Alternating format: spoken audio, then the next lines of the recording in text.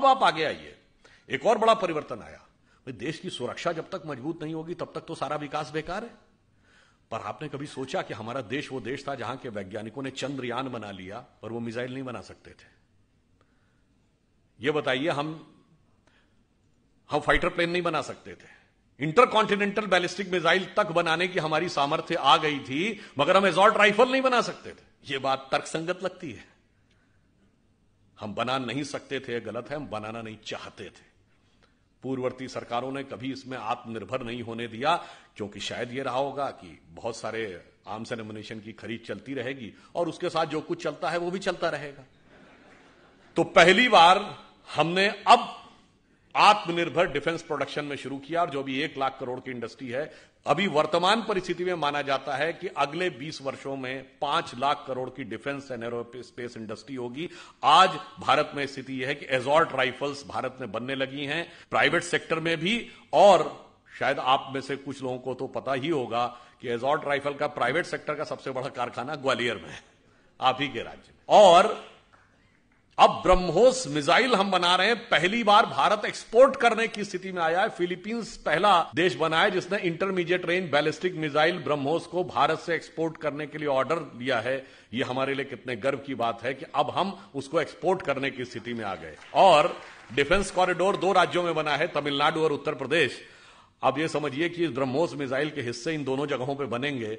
और मुझे तो कभी कभी लगता है, हम तो यूपी के रहने वाले, एक दौर था यूपी में कट्टे बना करते थे, अब ब्रह्मोस मिसाइल बन के एक्सपोर्ट होगी। उसके बाद भी किसी को नजर आए कि वक्त और हालात बदले नहीं हैं, तो मेरे विचार से नजारे का नहीं, नजर का दोष है। अब आप देखिए, इसके बाद आप याद करिए 2019 के लोकसभा चुनाव के दौरान एक बार फिर मैसेज आया था कि प्रधानमंत्री जी राष्ट्र के नाम संदेश देने वाले हैं। लोग सोच रहे थे पता नहीं अब कौन सा नोट बंद होने वाला है, पर आप में से बहुतों को ध्यान है कि वो संदेश क्या दिया था। उन्होंने ये बताया था कि लो ऑर्बिट में मूव करने वाले किसी भी ऑब्जेक्ट को पूरी सटीकता के साथ डिस्ट्रॉय करने की कैपेसिटी भारत ने प्राप्त कर ली है अंतरिक्ष में, और यह कैपेसिटी प्राप्त करने वाला भारत सिर्फ चौथा देश है। न्यूक्लियर सबमरीन हमने इस समय में बनाई, वह कैपेबिलिटी हमने प्राप्त की, यानी देश की सुरक्षा को पूरी तरीके से मनोवैज्ञानिक दृष्टि से भी सुदृढ़ करना, यानी सेना को पूर्ण अधिकार कि जो करना हो करो। हमने बालाकोट भी करके दिखाया और हमने सर्जिकल स्ट्राइक भी करके दिखाई, और उत्पादन में भी हम आत्मनिर्भर होंगे। आप में से बहुतों को शायद पता हो, 400 ऐसे डिफेंस के उपकरण हैं जिनका की इंपोर्ट सरकार ने बैन कर दिया। अब ये भारत में ही बनाने पड़ेंगे, और इससे हजारों करोड़ रुपए का हमारा फॉरेन एक्सचेंज रिजर्व भी बचता है। तो इसलिए आप ये समझिए कि एक गरीब को शक्तिशाली बनाने से लेकर राष्ट्र को शक्तिशाली बनाने तक की एक पूरी प्रक्रिया है। और ये ऐसे ही नहीं है। जब हम ये कह रहे हैं कि 25 वर्ष पूरे होंगे तो हम कहां पे पहुंचे होंगे। एक OECD कंट्रीज का आप में से नाम सुना हो, organisation of economic cooperation and development. इसमें शायद अब पहले 40 थे, 50 के आसपास कंट्री हैं। उसकी रिपोर्ट ये कहती है कि 2048 तक परचेज पावर कैपेसिटी, जो पेइंग पावर कैपेसिटी होती अपने डोमेस्टिक मार्केट में, उसके हिसाब से भारत अमेरिका से बड़ी अर्थव्यवस्था हो जाएगा।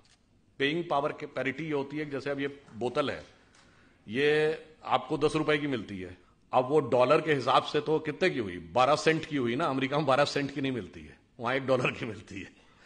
तो यहां ये बोतल 80 रुपए की नहीं मिलती है। तो उसे कहते हैं पेइंग पावर पैरिटी। तो मतलब हर चीज को आप डॉलर से कन्वर्ट करके नहीं देखते हैं, आप देखते हैं कि उस देश में क्या मिलता है। जैसे यहां किसी कोई 80 रुपए में ठीक ठाक नाश्ता करके आ सकता है, पर अमेरिका में $1 में कोई ठीक ठाक नाश्ता नहीं कर सकता। वहां $4 से $5 चाहिए नाश्ता करने के लिए। तो पेइंग पावर पैरिटी में तो हम आगे हो जाएंगे। अरे ये तो OECD का अनुमान है, आप चिंता मत करिए। अगर इसी दिशा में हम सही रूप में चलते रहे और देश की जनता इसी प्रकार से साथ में रही, तो समझिए कि हम सोने की चिड़िया भी बनेंगे और जगत गुरु भी बनेंगे। मगर उसके लिए किस चीज की आवश्यकता होगी? लक्ष्मी जी और सरस्वती जी दोनों की कृपा। लक्ष्मी जी भी कमल पे विराजती हैं और सरस्वती जी भी कमल पे विराजती हैं। तो जब तक कमल खिला रहेगा तो ये OECD के सारे अनुमानों को फेल करते हुए हम सबसे बड़ी अर्थव्यवस्था हर दृष्टि से हो जाएंगे, सिर्फ पेइंग पावर पैरिटी के हिसाब से नहीं होंगे। ये मैंने आपको इसलिए बताया कि हम आगे, और हम देखिए सबसे पहले आके डिजिटल इंडिया की जो शुरुआत हुई, ये डिजिटल टेक्नोलॉजी कहां तक अगले 25 साल में जा सकती है हमने कल्पना नहीं की है। जैसे मैं उदाहरण देना चाहता हूं, आज से 25 साल पहले चले जाइए, 1996 में, 26 साल पहले आप में से बहुत लोगों को याद होगा, पहली बार ऐसा हुआ कि कंप्यूटर ने शतरंज की बाजी खेली गैरी कास्पारोव के साथ। आईबीएम के कंप्यूटर डीप ब्लू 1996 में। वो एक शुरुआत थी डिजिटल एरा की, कि मतलब एक आर्टिफिशियल इंटेलिजेंस की एक फर्स्ट इनिशियल स्टेज थी। तब किसी ने नहीं कल्पना की होगी कि 26 साल के अंदर ऐसी ऐसी स्थिति आ जाएगी कि हम सबके हाथ में मोबाइल होंगे। मुझे याद है, मैं पहली बार अमेरिका गया सन 2000 में, तब हमारी उम्र बहुत कम थी। तो उस समय ये जो नेविगेशन सिस्टम है ना, जो अब गूगल मैप हर फोन पे है, नेविगेशन सिस्टम जिन गाड़ियों में लगा होता, पता उसकी कॉस्ट क्या थी? $4,500, और डॉलर 50-55 रुपए का था, यानी 2.5 लाख रुपए का वो नेविगेशन सिस्टम होता था। और जिन गाड़ियों में लगा होता था, बहुत बड़े बड़े लोग ही लगवा पाते थे। तब हम लोग बड़ा आश्चर्य लगता था, तो बताता हुआ चलता है, लेफ्ट जाइए, बाएं जाइए, दाएं जाइए। अब फ्री में सभी के हाथ में है। इसलिए मैं कह रहा हूं, कितनी दूर तक अगले 25 साल में जा सकता है, पूरा एक विजन होना चाहिए। इसलिए डिजिटल इंडिया हो, या इंटरनेट के कनेक्शंस में बढ़ोतरी हो, या ब्रॉडबैंड के कनेक्शन जो 6 करोड़ थे अब 80 करोड़ हो गए, ये सब इसलिए जरूरी था। या डिजिटल पेमेंट में हम सबसे आगे आते जा रहे हैं कि अगले 25 साल में हम टेक्नोलॉजी में कहां तक पहुंचेंगे, इस बारे में हमें समझने की जरूरत है। जैसा कि अभी जैन साहब कह रहे थे, तो ये भी याद दिलाते हैं 2014 से पहले स्टार्टअप सिर्फ 500 के आसपास थे, अब 70,000 के आसपास है। 100 से अधिक यूनिकॉर्न है। हम अमेरिका के बाद सबसे ज्यादा यूनिकॉर्न बनाने वाली कंपनियों में से, देशों में से एक हो गए हैं। यानी इतनी फास्ट गति से हमारी ग्रोथ हो रही है। और आप यह भी समझिए कि इस परिवर्तन के इस दौर में जब हम इस रफ्तार से आगे बढ़ रहे हैं, तो एक बार मुझे याद है कि एक टीवी डिबेट हो रही थी, तो उसमें यह हुआ कि अमेरिका ने मदद पाकिस्तान को रोक दी। तो वो पाकिस्तान की तरफ से एक पत्रकार महोदया बैठी, तो उन्होंने कहा जी आपको मदद की जरूरत होगी, हमें मदद की जरूरत नहीं है। तो हमने कहा जी हम अमेरिका से क्या लेते हैं ये इंपॉर्टेंट नहीं है, हम अमेरिका को क्या देते हैं।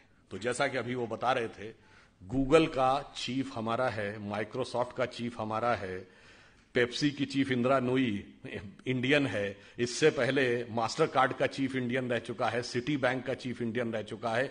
इतनी बड़ी बड़ी ग्लोबल कंपनीज के चीफ हमारे हैं। मैंने कहा आपके यहां भी बहुत सारे चीफ हैं, लश्कर ए तैयबा का चीफ है, जैश ए मोहम्मद का चीफ है, अलकायदा का चीफ होता है। मैंने कहा इतना बड़ा अंतर है कि हम 75 साल में कहां पहुंचे हैं कि अमेरिकन मल्टीनेशनल्स भारत में आती हैं टैलेंट हंट के लिए, और अमेरिकन फौजें पाकिस्तान में जाती हैं टेररिस्ट हंट के लिए।